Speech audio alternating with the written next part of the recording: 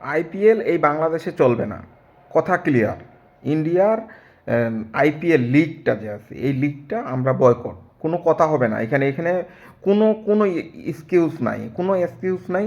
এটা মোস্তাফিজকে বাদ দেওয়া মানে আমার গোটা বাংলাদেশকে রিজেক্ট করে দেওয়া। এখানে আসলে রাজনীতির খেলা চলছে না, এখানে ধর্মের খেলা চলছে, ঠিক আছে? রাজনীতির খেলা হলে আমাদের সাবেক প্রধানমন্ত্রী শেখ হাসিনা ওইখানে থাকতো না। এখানে আসলে ধর্মের খেলা চলতেছে, হিন্দু মুসলমান।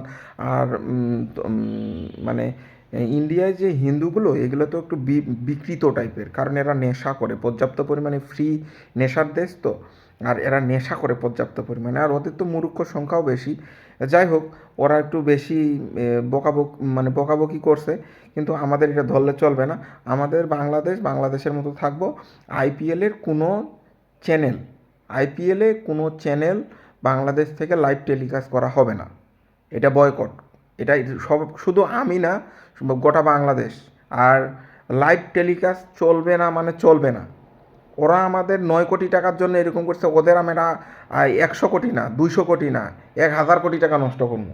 আইপিএল কিন্তু কম টাকার, এইগুলা অ্যাড অনেক কিছুর ব্যাপার আছে, এটা কিন্তু হাজার হাজার কোটি টাকার খেলা, ঠিক আছে?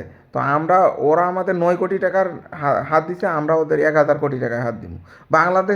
বাংলাদেশ যদি খেলা না দেখে, ওদের অর্ধেক খেলা কে দেখবো? ইন্ডিয়া বাদে সর্বোচ্চ ভিউ হয় বাংলাদেশ থেকে।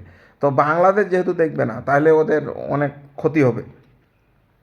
আরেকটা কথা, বাংলাদেশ কখনোই বাংলাদেশ কখনোই ইন্ডিয়াকে ওইভাবে মানে নেগলেক্ট করে কথা বলে নাই, ঠিক আছে? কিন্তু ওরা যেইটা করলো এটা কখনোই ঠিক হয় নাই, এইটাই কথা। আর আইপিএল চলবে না মানে চলবে না, এটা টি স্পোর্ট, নাগরিক টিভি যা আছে সবগুলোকে রিকোয়েস্ট করা হচ্ছে, কোনো আইপিএল খেলা চলবে না, পুরাপুরি বয়কট, কোনো কথা হবে না।